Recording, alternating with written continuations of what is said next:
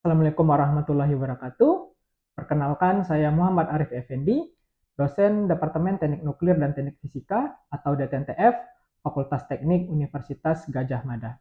Pada kesempatan kali ini, saya membuat video mengenai pernyataan diri dosen dalam unjuk kerja Tridharma Perguruan Tinggi mengenai salah satu mata kuliah yang saya ampu, yaitu mata kuliah Fisika Radioterapi. Mata kuliah Fisika Radioterapi ini diambil pada semester genap dengan kode TKN 223244 dan beban sebesar 3 SKS. Mata kuliah ini diampu oleh tim teaching Dr. Sri Retno dan saya sendiri. Mata kuliah Fisika Radioterapi ini adalah mata kuliah pilihan peminatan fisika medis yang menjadi salah satu anggota Aliansi Institusi Pendidikan Fisika Medis Indonesia atau AIPFMI. Mahasiswa lulusan peminatan fisika medis program studi sarjana teknik nuklir dapat melanjutkan profesi yang berada di bawah AIPFMI untuk selanjutnya dapat bekerja sebagai fisikawan medik di rumah sakit. Untuk mata kuliah fisika radioterapi ini menyasar 4 CPL. Yang pertama CPL 01, kemampuan mengidentifikasi, merumuskan, dan memecahkan persoalan keteknik nukliran. Yang kedua yaitu CPL 03, kemampuan merancang sistem, komponen, dan proses nuklir. Yang ketiga itu CPL 05, pemahaman tata nilai, etika, dan standar profesi. Dan yang keempat, CPL 07, kemampuan untuk mempelajari hal-hal yang terkini dalam rangka pengembangan kompetensi diri dan beradaptasi pada berbagai macam tantangan. Untuk metode kuliah fisika radioterapi ini, kami ada beberapa metode yang digunakan. Yang pertama adalah teknik klasikal, yaitu memberikan teori di dalam kelas, kemudian demonstrasi mahasiswa, yang mana mahasiswa akan dibawa untuk observasi langsung peralatan yang ada di DTNTF UGM maupun yang ada di Gedung Instalasi Kanker Terpadu RSUP Sarjito.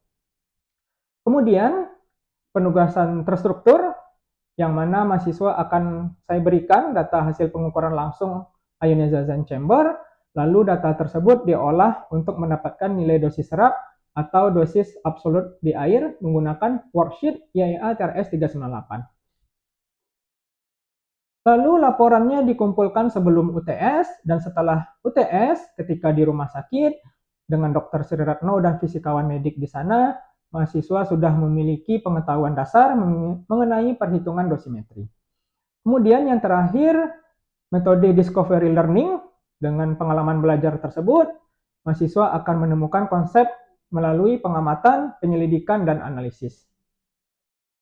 Sistem perkuliahan fisika radioterapi ini adalah full 100% luring dengan perkuliahan di dalam kelas dilaksanakan di DTNTF, FT-UGM, dan perkuliahan klinis dilakukan di Gedung Instalasi Kanker Terpadu RSUP Sarjito. Kemudian kami juga ada penugasan terstruktur individu untuk worksheet pengukuran dosimetri absolut menggunakan IAEA TRS 398, yang mana akan ada kegiatan sinkron dan asinkron. Pada kegiatan asinkron, mahasiswa dapat mengerjakan worksheet dan mendapat bimbingan dari asisten mata kuliah. Kemudian untuk persentase penilaian tugas terstruktur, pengukuran dosimetri absolut menggunakan worksheet IAEA TRS 398 tersebut, persentasenya adalah sebesar 20%, kemudian 40% untuk ujian tengah semester, dan 40% untuk ujian akhir semester. Mungkin itu yang bisa saya sampaikan. Selanjutnya saya akan mengajar di kelas terkait dengan radioterapi eksternal pesawat linear accelerator atau LINAC. Terima kasih. Assalamualaikum warahmatullahi wabarakatuh. Selamat pagi adik-adik. Selamat datang di perkuliahan fisika radioterapi. Hari ini hari pertama perkuliahan kita fisika radioterapi, yang mana perkuliahan fisika radioterapi ini adalah mata kuliah pilihan fisika medis, yang mana semester sebelumnya di semester 5 adik-adik juga sudah mengambil di paket perkuliahan fisika medis mata kuliah anatomi dan fisiologi.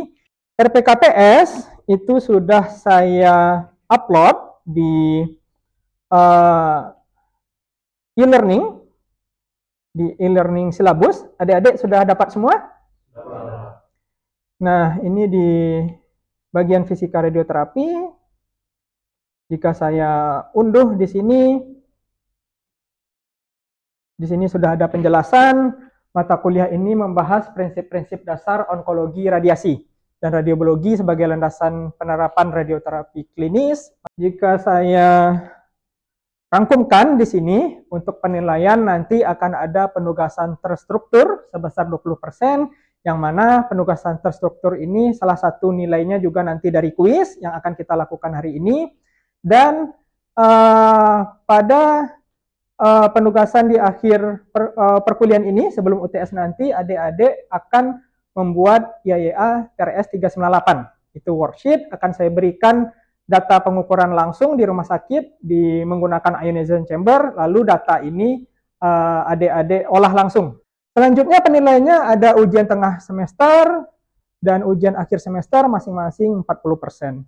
Berikut CPMK untuk mata kuliah fisika radioterapi ini ada 4. Yang pertama, mampu menjelaskan prinsip dasar onkologi radiasi dan radiobiologi. Dan selanjutnya setelah mengikuti perkuliahan fisika radioterapi ini, adik-adik mampu untuk membuat perencanaan tahapan treatment planning system TPS pada radioterapi, dan mampu menganalisis karakteristik fisik berkas foton dan elektron klinis.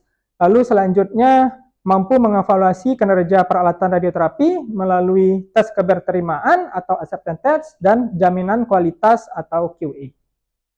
Berikut materi pembelajaran selama 1 semester ini. Hari ini kita belajar radioterapi eksternal, yaitu khususnya pesawat Linek. Dan setelah UTS akan diampu oleh Dr. Sri Retno di RSUP Sarjito. Jadi beberapa perkuliahan nanti mungkin ada yang di dalam kelas dan beberapa perkuliahan akan ada di rumah sakit langsung. Nah, sebelum saya masuk ke dalam materi Linek itu sendiri, saya akan membawa adik-adik mengenai kanker dan bagaimana treatmentnya, karena ini penting untuk mengetahui kenapa fisika radioterapi itu penting, begitu ya. Yang pertama adalah kanker yang menjadi persoalan utama yang juga menjadi penyakit paling mematikan secara global. Kanker menjadi penyakit membunuh kedua setelah kardiovaskular. Nah, ada yang tahu mengenai kanker itu apa? Ya, Altaf, silakan. Baik Pak, saya jawab. Kanker sendiri itu merupakan sel tubuh yang membelah secara tidak normal, yang mana pembelahan tersebut itu akan membentuk jaringan baru yang bermassa, bisa disebut tumor, yang mana tumor tersebut itu bisa juga menyebar ke seluruh tubuh akibat dari tingkat keganasan atau lain sebagainya, Pak. Ya, kata kuncinya di sini adalah ada sel sehat. Jadi kanker ini dia nggak seperti COVID begitu ya, nggak seperti diare begitu. Kalau COVID disebabkan oleh virus, kalau diare disebabkan oleh bakteri. Jadi pada kanker tersebut penyebabnya adalah dari diri kita sendiri, dari sel kita sendiri yang awalnya dia adalah sehat dan akhirnya menjadi sel kanker. Dia menjadi sel kanker karena ada karsinogen yang menyebabkan mutasi genetik, perubahan DNA, dan selanjutnya sel kanker ini yang berkumpul akan menjadi tumor. Nah, tumor ini jika dia sudah mengganas nantinya dia akan sel-sel kanker tersebut bisa menyebar ke organ yang lain. Akhirnya terjadilah metastasis seperti yang kita pelajari di perkuliahan anatomi dan fisiologi lalu. Nah, selanjutnya setelah misalnya suatu pasien telah terdiagnosa dan dipastikan melalui lab patologi didiagnosa kanker, yang paling penting adalah di rumah sakit bagaimana pengobatannya. Nah, adik-adik ada yang tahu apa saja pengobatan pada pasien kanker? Pembedahan? Ya, ada bedah. Ada apa lagi? Kemudian ada imunoterapi, Pak. Imunoterapi.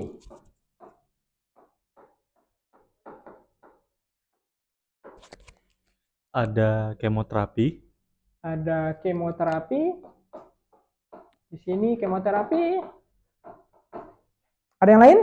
Saya kelihatannya ada radioterapi juga. Radioterapi.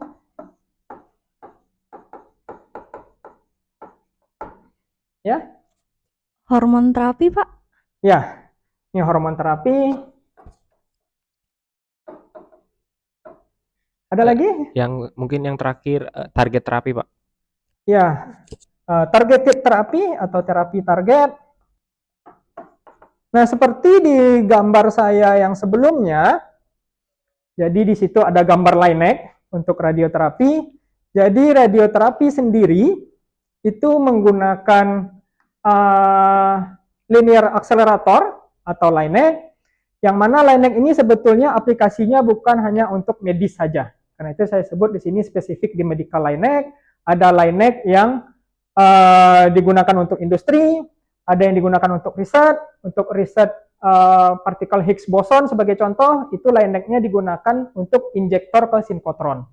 Namun kalau di radioterapi, LINAC yang digunakan adalah pemercepat elektron. Nah, sebetulnya LINAC tersebut bukan satu-satunya mesin yang digunakan di dalam radioterapi. Ada jenis-jenis pesawat radioterapi lainnya yang saat ini sudah komersil digunakan di rumah sakit. Yang pertama itu ada Cobalt 60 terapi, atau ini disebut juga dengan teleterapi, yang mana ini akan kita bahas secara detail di pertemuan minggu depan. Ada linear accelerator atau LINAC, yang mana menjadi pembahasan utama kita hari ini.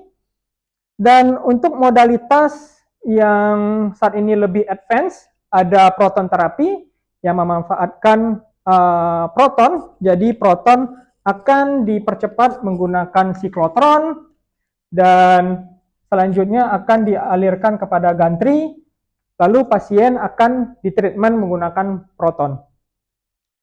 Dan selanjutnya yang sudah komersil juga ada karbon ion terapi. Karbon ion terapi di sini perbedaannya dengan proton adalah yang dipercepat adalah partikel karbon atau C12. Sampai sini ada pertanyaan? Ya, Jessica? Berarti neutron terapi seperti BNC itu juga termasuk external beam ya, Pak? Ya, neutron terapi sebetulnya ini ada dua penjelasan ya. Penjelasan yang pertama, kalau di Cobalt 60 ini adalah modalitas yang lama, namun di beberapa rumah sakit masih digunakan. Namun untuk neutron terapi, jadi neutron terapi di sini terbagi menjadi dua. Ada saat dulunya sebelum treatment menggunakan sinar X, jadi pasien tersebut langsung disinari menggunakan neutron, yang mana dosisnya lebih besar sebetulnya, dan juga sulit untuk mengontrol neutron tersebut. Dan dia penetrasinya juga nggak begitu dalam. Namun ada evolusi setelah itu yang disebutkan Josiska tadi adalah BNCT. Ini adalah boron neutron capture terapi. Ada kata kunci di sini, boron neutron capture. Jadi sebelum di treatment, pasien tersebut diinjeksikan boron dulu, dan ada carrier-nya, radiofarmaka yang akan membawa boron tersebut langsung ke tumor yang diingini, walaupun sebetulnya nggak bisa terdeposit 100% ya, masalahnya ada di sini sekarang, sehingga BNCT ini belum komersil. Kalau kita punya carrier yang bisa 100% boronnya dibawa ke kanker, ini bagus. Lalu selanjutnya kanker yang superficial tersebut disinari dengan neutron. Akhirnya akan terjadi reaksi, yaitu Li dan alfa. Li dan alfa inilah yang akhirnya akan mentreatment tumor itu sendiri di lokasi itu sendiri. Namun untuk neutron terapi saat ini sudah nggak digunakan lagi, dan BNCT saat ini masih di dalam tahap riset seperti itu. Nah, ini skematik diagram dari LINAC. yang perlu kita pelajari adalah Lineage tersebut awalnya menghasilkan elektron, begitu ya. Menghasilkan elektron dari elektron gun, lalu akan dipercepat di waveguide yang berbentuk linear, karena itu disebut dengan linear accelerator, karena akselerasi dalam bentuk linear. Dan bagaimana elektron ini bisa dipercepat di waveguide tersebut? Jadi dia ada sumber gelombang radiofrekuensi yang dihasilkan dari magnetron maupun klystron, yang nantinya gelombang radiofrekuensi ini akan diinjeksikan ke dalam Lineage. Nah, setelah diinjeksikan ke dalam Lineage, lalu elektron ini akan seperti akan ditumpangkan ya. Jadi nanti akan ada seperti ini, elektron tersebut akan ditumpangkan ke dalam radiofrekuensi ini, atau disebut juga dengan riding wave. Dan selanjutnya elektron tersebut, karena posisi dari pasien, karena posisi pemercepatan ini adalah horizontal, lalu akan dibelokkan menggunakan bending magnet ke posisi pasien yang ada di sini. Nah, di sini adalah ilmu akselerator, dan selanjutnya untuk ilmu fisika medis ada di kepala Lineage ini. Yang pertama, Lineage ini memiliki dua mode, bisa mode elektron, bisa mode foton. Dan pada mode elektron nggak memerlukan target, dari titik di sini elektron langsung mengalir dan nggak ada flattening filter di sini dan langsung ke pasien. Hanya saja dia ada scatterer nantinya untuk membuat elektron tersebut menyebar agar bisa tercakupi wilayah tumor yang akan dia treatment. Namun pada mode foton diperlukan target di sininya. Nah, target ini berfungsi untuk mengkonversi elektron menjadi sinar X melalui fenomena Bremsstrahlung. Dan selanjutnya akan ada flattening filter dan akan ada MLC. Nanti akan saya jelaskan secara detail di slide selanjutnya. Dan selanjutnya di sini ada bagian yang pertama adalah elektron gun, atau biasa disebut juga gun filamen, karena memang ada filamen di sini, filamen pada katoda, yang mana filamen ini akan dipanaskan sehingga menghasilkan elektron yang disebut dengan thermionic emission. Nah, setelah di sini tadi elektron dihasilkan di elektron gun, lalu akan masuk ke akselerator, kira-kira akan seperti ini. Di sini source of particle tadi adalah elektron, dan akan ada masing-masing waveguide, masing-masing bagian waveguide yang akan mempercepat elektron tersebut. Dan seperti yang tadi saya sampaikan, bagaimana waveguide tersebut dipercepat menggunakan RF generator yang bisa diproduksi dari magnetron maupun klystron. Yang mana frekuensi dari RF generator ini adalah fix. Di sini adalah output keluaran dari elektron setelah dipercepat oleh akselerator. Dan pada Lineage medis mempunyai standar tertentu, sebagai contoh 6 MeV atau 10 MeV. Dan waveguide ini dari gambar yang sebelumnya juga, waveguide ini dia nggak akan berubah secara ukuran. Jadi nggak mungkin Lineage medis yang di slide kedua saya tadi dia itu akan memendek, akan memanjang gitu ya, nggak mungkin. Dan di RF-nya pun ternyata dia bikin fix. Tapi pertanyaannya, ketika pasien tersebut kita menginginkan kedalaman tertentu ya, jadi dia semakin dalam, maka energi yang diperlukan akan semakin besar, kan begitu. Dan saat kita ingin mentreatment pasien dengan tumor yang lebih dalam, dengan energi 10 MeV, Lineage tersebut akan menukar energinya. Dan pertanyaan saya, bagaimana Lineage ini bisa menukar energi dari 6 MeV menjadi 10 MeV? Ya, silakan, Surya. Mungkin karena untuk radio frekuensinya dengan frekuensi yang sama, mungkin bisa menaikkan amplitudonya Pak dengan merubah nilai arus dan voltase mungkin Pak. Ada jawaban yang lain? Jadi dari amplitudo pun sebetulnya karena susunannya sudah fix, jadi amplitudonya segitu-segitu aja sebetulnya. Dia nggak akan berubah menjadi lebih besar. Nggak ada pilihan seperti itu di line neck. Kalau ini saya lanjutkan. Nah, di sini ada energi yang bisa dipakai. Jadi bagian dari waveguide ini sebetulnya bisa kita pakai beberapa bagian begitu. Jadi untuk yang 3 set ini, jadi energy of particle after the first tube.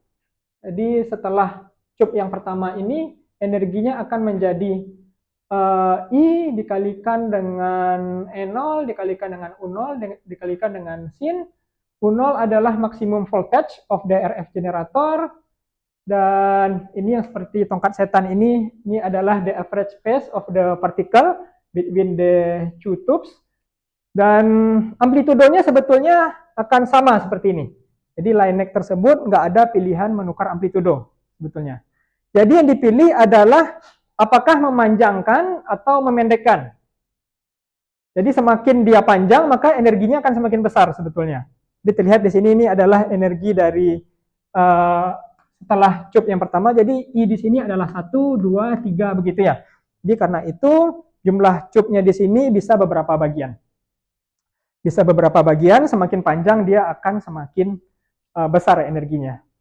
Namun kalau kita lihat line neck medis pun nggak ada dia itu terkadang line neck itu memendek gitu ya. Kalau memendek ya treatment cost-nya jadi ikutan ke sana juga. Ngikutin memendek. Kalau dia memanjang, treatment cost-nya jadi ikutan panjang juga. Jadi ini teknologi yang didesain sebetulnya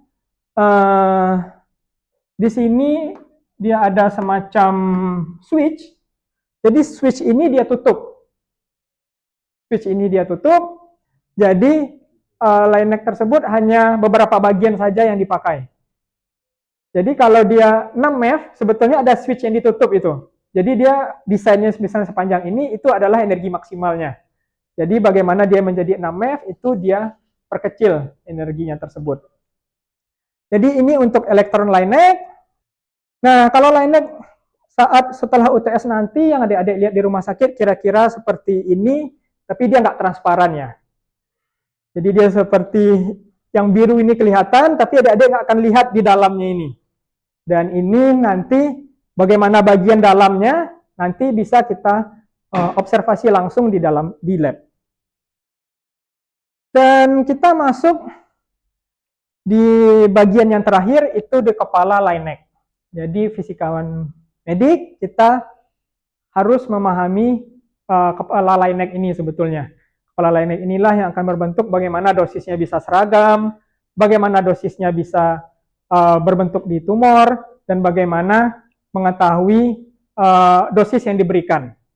Nah, yang pertama di sini ada mode.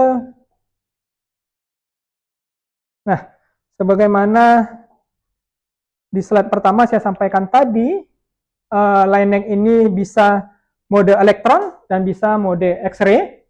Jadi kalau mau kita bahas yang mode elektron dulu, di sini X-ray targetnya nggak dipakai. Jadi dia berbentuk seperti karosel nantinya ya.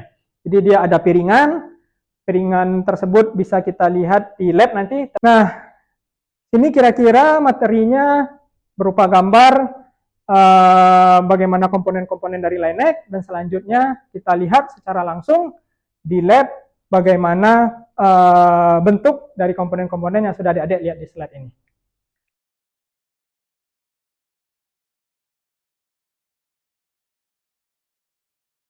Nah, ini kira-kira line neck yang sudah dibongkar, kita dapat hibah dari RSUP Sarjito, dan sudah kami bongkar menjadi bagian-bagian yang transparan tadi, karena line neck di rumah sakit kan nggak transparan, jadi adik-adik bisa melihat isi dalamnya langsung di lab ini. Jadi di sini dimulai dengan elektron gun. Di sini elektron gun ini bisa adik-adik lihat di sini dia ada kacanya. karena dia memang berfungsi untuk membuat vakum, dan di dalam kaca ini nanti akan ada GaN filamen. Katoda di sini akan menghasilkan elektron tadi dari efek termionik.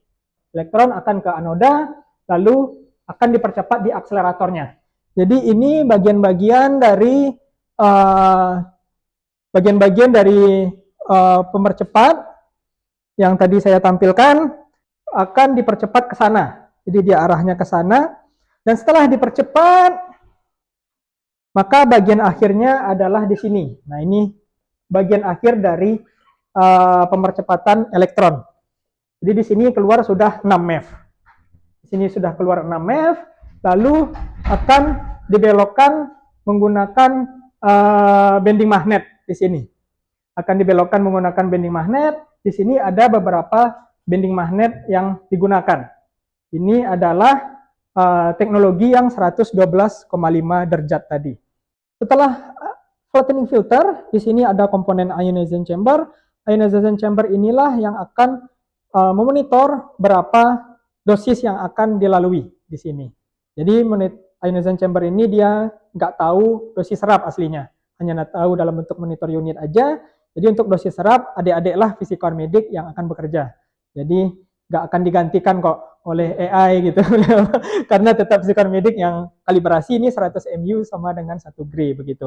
Karena itu di ionization chamber ini dia ada komponen-komponen elektronik yang akan mengirimkan sinyal nanti ke konsol dan akan ketahuan berapa monitor unit yang diekspos oleh line neck ini. Dan setelah ionization chamber, maka radiasi tadi akan melewati kolimator sekunder di sini yang akan membentuk regular field size, bisa persegi ataupun persegi panjang. Nah, ini udah bagian akhir DMLC. Ada yang mau ditanyakan mengenai line neck kita? Izin bertanya Pak, untuk line neck ini kan tadi dalam mode X-ray karena ada targetnya ya. Untuk target sendiri kan bakal ditabrak oleh elektron berenergi tinggi ya dan kecepatan tinggi dan harusnya akan memanas. Untuk itu apakah ada sistem pendinginan untuk mendinginkan atau bagaimana Pak? Ya, jadi memang line neck ini adalah sistem yang kompleks. Jadi memang energi sebesar itu pasti panasnya pun tinggi.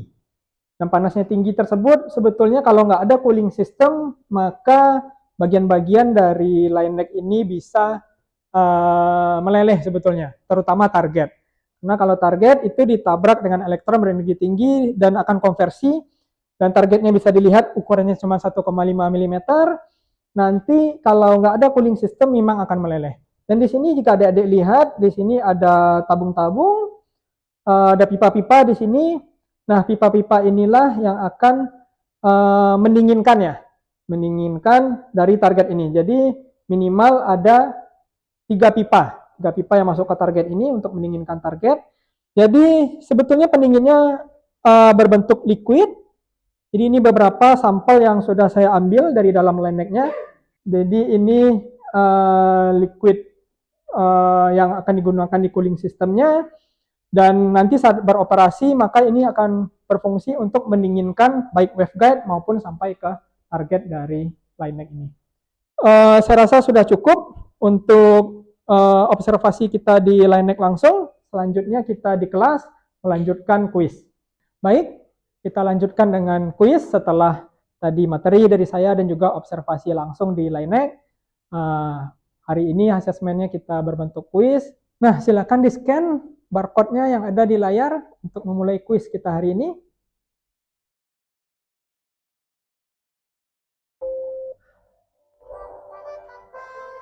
Nah, ini nilainya yang tertinggi Surya, walaupun masuk paling terakhir tadi, kedua Josiska, yang ketiga Adit. Nah, berikut nilai untuk kuis hari ini, sudah langsung ada nilainya, dan ini akan menjadi bagian nilai dari penugasan terstruktur nantinya. Ya, saya akhiri perkuliahan hari ini. Kita ketemu lagi minggu depan dengan topik radioterapi eksternal teleterapi. Lebih kurangnya saya mohon maaf. Wassalamualaikum warahmatullahi wabarakatuh.